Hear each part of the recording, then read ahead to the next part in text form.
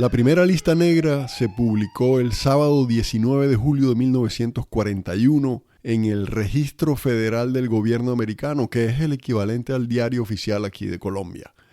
Ahí estaban incluidos 1.834 nombres de personas o de empresas de todos los países, desde Canadá hasta Argentina y Chile, incluyendo países insulares como Cuba, República Dominicana y Haití, sobre los cuales los gringos tenían sospechas que apoyaban al enemigo en la guerra.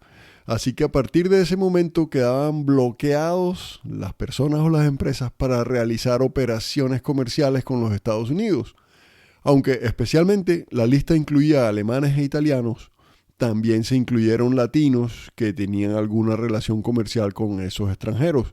De Colombia se incluyeron en esa primera lista 218 nombres de ciudades como Bogotá, Cali, Medellín y Barranquilla principalmente.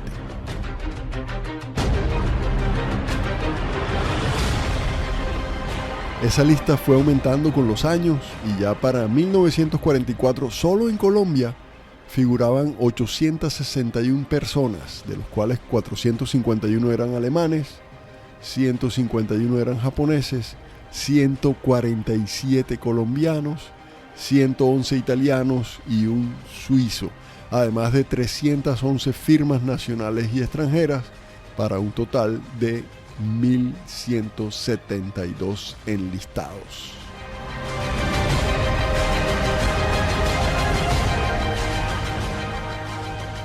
El hecho es que los gringos empezaron a presionar a los gobiernos de Latinoamérica para que se hicieran seguimientos y controles a quienes estuvieran incluidos en esas listas. El gobierno colombiano los hacía y tal, y llevaba registros y prontuarios de extranjeros y esa vaina, pero en realidad fue después del hundimiento de las goletas La Resolute, La Roamar y La Ruby, hechos que ya les conté en el episodio pasado, que fue cuando el gobierno colombiano entonces se puso más las pilas con eso y entonces se declaró en estado de beligerancia contra las naciones del eje. O sea que estábamos en guerra contra Alemania, Italia y Japón. Y entonces se decidió controlar, confiscar y administrar los bienes de quienes aparecían en las listas. Y el gobierno siguió apretando y apretando hasta llegar más adelante a la expropiación de bienes y la creación de un fondo para resarcir los daños que la guerra nos podía causar, el llamado Fondo de Estabilización del Banco de la República. Además, el gobierno ordenó la captura y el confinamiento de más o menos 100 alemanes y 11 japoneses. A todos esos los metieron en marzo de 1944 en un hotel adaptado como cárcel cerca de Fusagasugá y a 2 horas de Bogotá. Se llamaba el Hotel Sabaneta, al que le pusieron rejas, levantaron una torre de vigilancia y adaptaron unos espacios ahí para la guardia que quedó a cargo de la Policía Nacional. Aunque los que estaban ahí confinados tenían que cumplir horarios de comida, de levantarse, de ir a la cama y esas vainas, realmente el confinamiento fue muy relajado. Ese sitio tenía 40 habitaciones cómodas, piscina, amplios jardines, gimnasio al aire libre, peluquería, enfermería, terrazas y unos chalets de lujo. Además, los manes no tenían que hacer trabajos forzosos, ni mucho menos, y nunca se supo de malos tratos o de torturas. Y para remate, las familias los visitaban seguido y algunas familias hasta alquilaron casas ahí en Fusagasugá para estar más cerca de ellos. Lo que sí les dolió a los que estaban confinados fue el bolsillo, pues además de que les habían confiscado sus propiedades y negocios, los manes tenían que pagar su propia estadía en el hotel. De todos los detenidos, 163 en total, eran 152 alemanes, 11 japoneses y 7 de otras nacionalidades.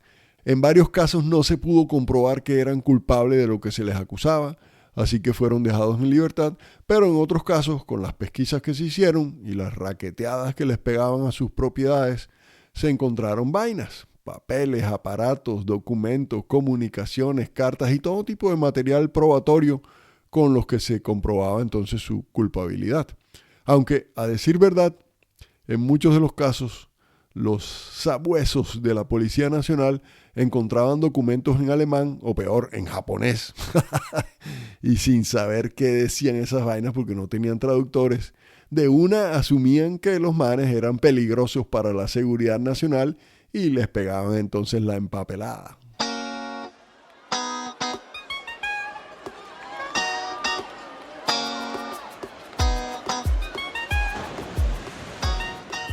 Esto es Del Caribe y otros tulipanes y yo soy Carlos Flores Urbina. Soy biólogo, pero sobre todas las vainas soy un man nacido a orillas del Mar Caribe y a los pies de la majestuosa Sierra Nevada de Santa Marta. Les estoy hablando desde Holanda.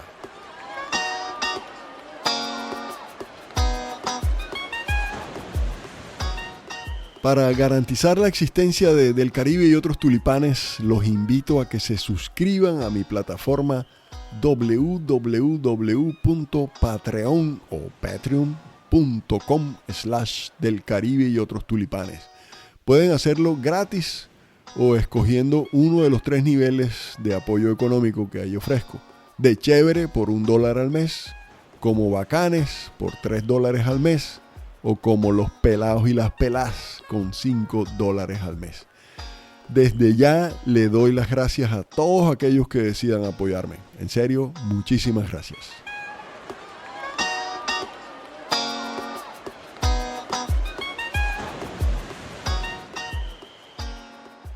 Episodio 69. Los empapelados. Serie Alemanes en el Caribe, tercera parte.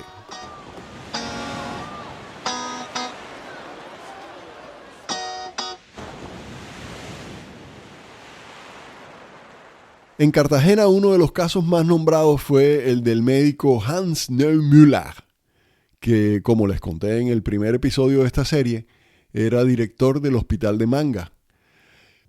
Pues el man resultó ser miembro activo del Partido Nacional Socialista Obrero Alemán, carnetizado y toda la vaina. Y además se le acusó de servir de enlace, imagínate tú, entre los ganaderos y agricultores que proveían de carne salada y vituallas a los submarinos alemanes.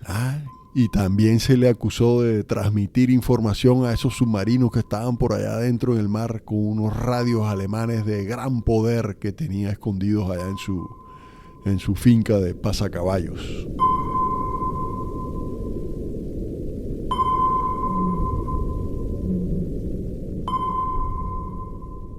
Obviamente el caso de Neumüller no fue el único en Cartagena. En la primera lista negra, por ejemplo, los gringos incluyeron a la compañía importadora El Faro, de Victor Sperling, y otros 2 alemanes de apellido Schmidt y Wiese. Y a finales de 1942, la policía capturó a Erich Günther y Wilhelm Dittmer, quienes toda la vida se la habían pasado diciendo que ellos eran totalmente antinazis, que esa vaina no era con ellos y tal, pero en realidad resultaron ser espías a los que se les encontró una tremenda estación de radio en la casa de Günther y además un poco de documentos y notas en alemán sobre los movimientos del puerto de Cartagena en la casa de Dittmer. Para remate, se dieron cuenta, ya tarde eso sí, que este Dittmer había sido director de la banda de músicos de la base naval, lo que le había dado acceso libre a la instalación militar. Este man Dittmer estuvo detenido allá en el centro de detención en Fusagasugá junto a otros 4 alemanes de Cartagena. Ahí en Cartagena pasó una vaina bien particular y fue que los gringos incluyeron a los famosos laboratorios Román en la lista negra porque, según los gringos, sus dueños Enrique y Rafael Antonio Román Vélez llegaron una noche borrachos al Club La Popa.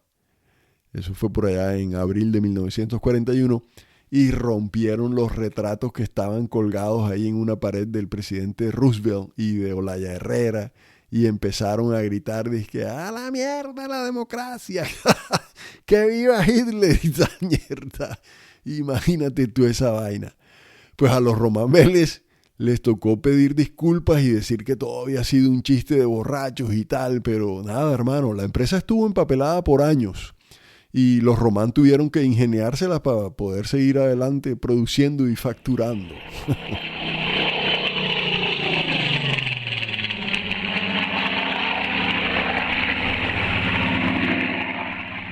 Volviendo a Barranquilla, como les conté en el primer episodio de esta serie, allá estaba la sede de la SCATA, la compañía aérea con dueños alemanes y colombianos. La vaina ahí era que con los pilotos y técnicos alemanes de la SCATA, a los gringos les daba como miedito tener a esos manes ahí volando tan cerquita del Canal de Panamá. ¿Qué tal que en uno de esos vuelos comerciales que ellos hacían a Centroamérica les entrara la locura y se estrellaran contra el canal o una de las esclusas o algo así? Eso sería el acabose para los gringos. Pues por eso los americanos presionaron al gobierno colombiano para que se cambiaran los pilotos alemanes por pilotos colombianos, o que al menos en cada vuelo obligaran a que fuera un copiloto colombiano. Como dije también en ese episodio pasado de la serie, aunque la historia de SCATA merecería un episodio completo, por ahora solo les diré que esta situación de la guerra, lo de los dueños alemanes y lo de los intereses gringos, también intereses económicos, no crean ustedes, le complicó el caminado a SCATA y a sus dueños. Y ellos no quebraron de vainas, pero sí sufrieron cambios drásticos. Imagínate que en una declaración posterior del embajador gringo en Colombia, el man dijo que era tanta la preocupación que él tenía con los 134 pilotos alemanes de la SCATA, que él hasta le sugirió en algún momento al presidente Eduardo Santos que los capturara y los dejara por allá abandonados en medio de una zona montañosa lejana y aislada del país, desde donde esos manes no pudieran regresar nunca. Imagínate tú esa vaina. Claro que Eduardo Santos no lo hizo.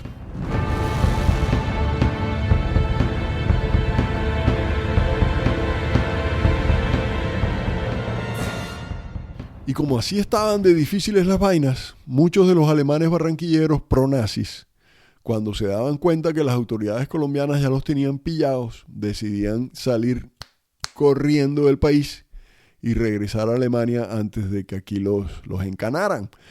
Otros decidían entregarse voluntariamente y otros cuantos, los que tenían contactos políticos fuertes y pesados, arreglaban las cosas para que los dejaran quedarse en sus casas, aunque aceptando muchas restricciones y pagando un billete.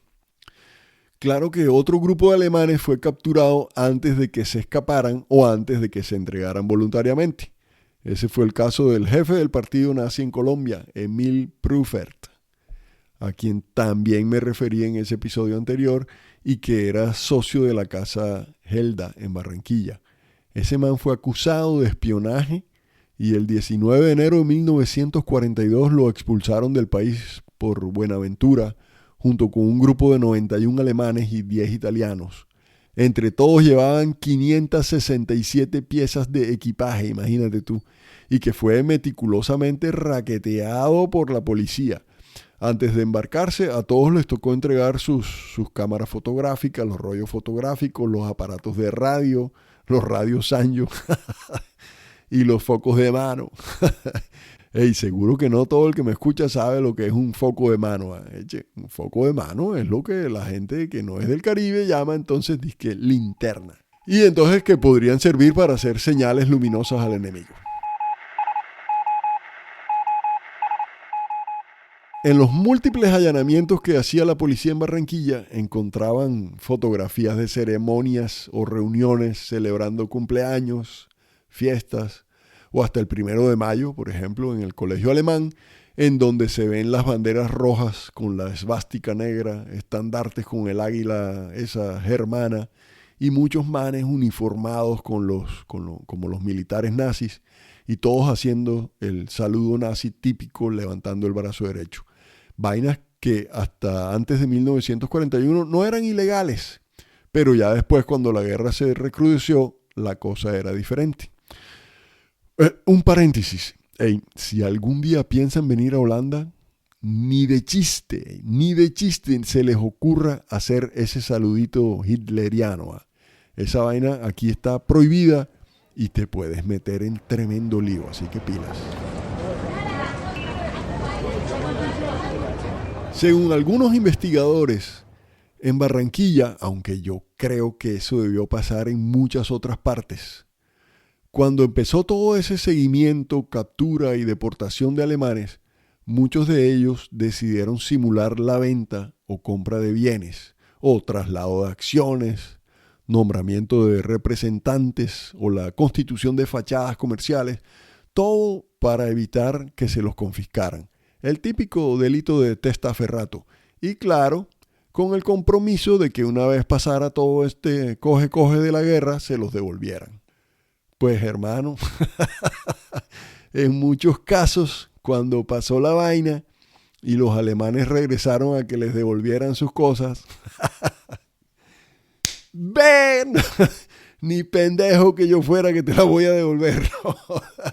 Efectivamente, en varios casos nunca se dio esa devolución. Ah, no, qué vaina la gente, qué vaina la gente.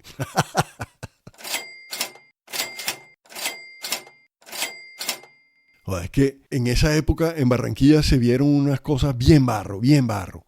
Digo Barranquilla porque es la información que tengo a la mano, pero realmente pasó en muchas partes de Latinoamérica, en todos estos países donde había alemanes y donde había extranjeros que estaban con el cuento de la guerra.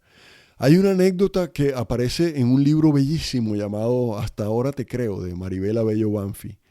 Ahí la señora Clara Cortizos de Strauss, de sangre judía, hija de Ernesto Cortizos, entre otras cosas, y casada con Hans Strauss, un hijo de alemanes, pero nacido en Barranquilla, cuenta que su esposo fue incluido en la lista negra por ese simple hecho de ser hijo de alemanes.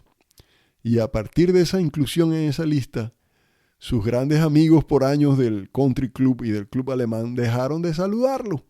Los manes lo esquivaban en la calle, le sacaban el cuerpo apenas lo veían de lejos. Y a ella, más colombiana que quién sabe qué, cuenta que alguna vez estaba en una reunión dando un pésame, un velorio, algo así. Y de pronto una persona que estaba allí se levantó y dijo que se iba. Y entonces todos los que estaban en esa sala de la casa se levantaron para despedirle. Pues el personaje en mención fue pasando de uno en uno despidiéndose. Pero cuando llegó a donde estaba la señora Clara, se la voló dejándola con la mano extendida, como si la señora Strauss de verdad tuviera lepra, que es como ella se refería a la lista negra. Decía, eso era algo peor que la lepra. This is Radio Prague, Czechoslovakia. Hello and welcome once again to Radio Prague. First, here is a resume of... En lo que respecta a los alemanes en Valledupar, más específicamente a Günther Hoffmann, el odontólogo alemán que desde 1936 se había mudado de Pueblo Bello a Valledupar abriendo un consultorio junto con su colega vallenato Rafael Castro. En esos difíciles años del final de la guerra, el man se encerraba desde las 6 de la tarde en su casa y se ponía a oír por onda corta las noticias de la guerra que emitían las emisoras por todo el mundo. Y poco a poco se iba dando cuenta que la vaina estaba pelúa y que sus paisanos alemanes estaban perdiendo terreno por todos lados.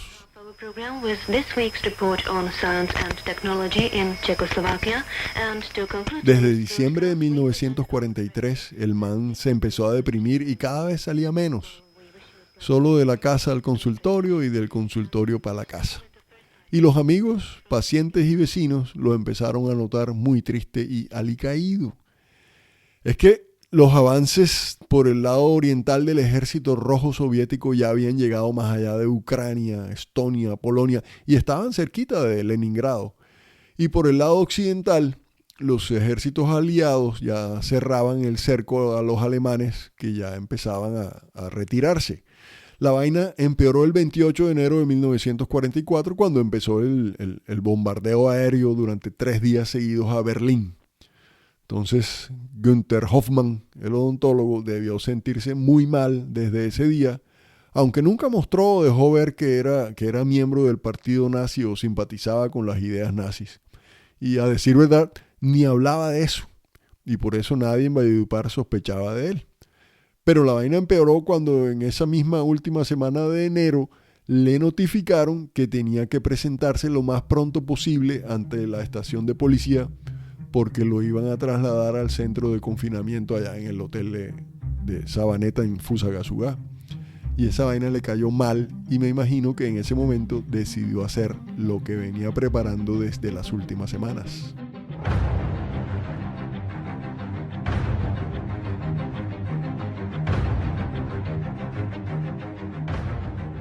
Muy temprano en esa fresca mañana del 11 de febrero del 44 recibió a su primer paciente en el consultorio y mientras que el paciente se acomodaba en la silla de la unidad de dentistería, Günther se disculpó un momento y se fue al cuarto lateral del consultorio. El paciente se quedó esperando mientras que Günther entró al cuarto, se acercó a Lindbergh, su perro pastor alemán que aún estaba dormido, se agachó a su lado, lo acarició suavemente y empezó a ponerle una inyección de no sé qué cosa, matándolo en el acto.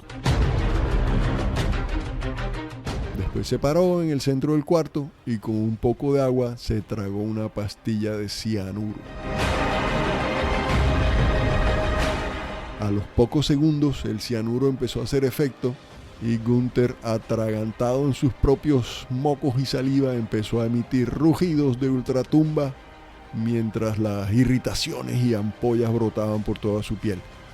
Ahí, sobre el piso de cemento del cuarto quedó tendido su cuerpo, iluminado por el rayo de sol que a esa hora entraba por la claraboya que daba hacia la calle de San Francisco en Valledupar. Fue enterrado al día siguiente en el cementerio de la ciudad, en donde todavía se puede encontrar su tumba.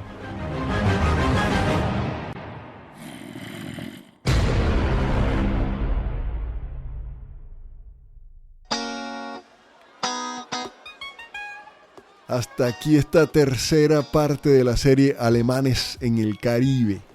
Ya solo falta una última parte que estará dedicada a la situación en Santa Marta durante esos tiempos de la Segunda Guerra Mundial, en la que alemanes, italianos y hasta samarios, por alguna u otra razón, quedaron empapelados.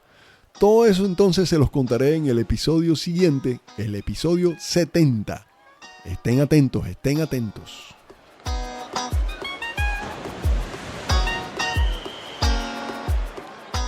No quiero terminar sin cantarles otra vez la cantaleta para que se suscriban a mi plataforma www.patreon.com/del Caribe y otros tulipanes. Como ya les dije, gratis o pagando, no importa. Ahí encuentran facilito todos los episodios publicados hasta ahora. Acuérdense que también estoy en Spotify, Google Podcast, Apple Podcast y hasta en Facebook, YouTube e Instagram. Siempre como Del Caribe y otros tulipanes.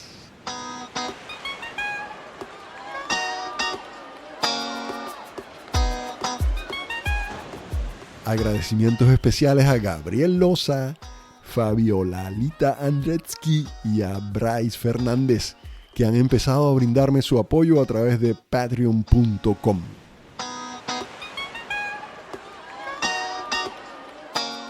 A quienes estén interesados en conocer más sobre la presencia de alemanes en el Caribe y no quieren quedarse solo con este pedacito de la historia que yo les estoy contando, pues les recomiendo algunos de los documentos en los que me he basado para preparar la serie. Está, por ejemplo, la investigación de Julián Lázaro Montes, que se llama Los alemanes en el Caribe colombiano, o el documento Colombia Nazi de Silvia Galvis y Alberto Donadío. También el libro Hitler's Man in Havana, publicado por la Universidad de Kentucky. Hay otro más sobre la guerra submarina en el Caribe de Keschel.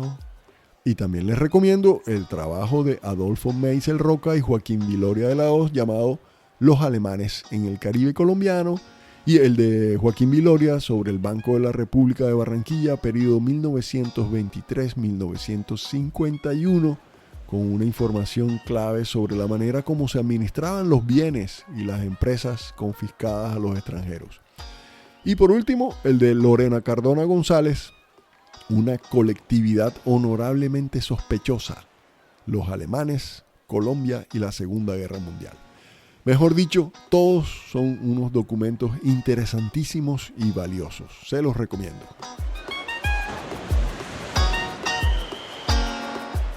Esto es Del Caribe y otros tulipanes y yo soy Carlos Flores Urbina. Muchas gracias por escucharme y chao.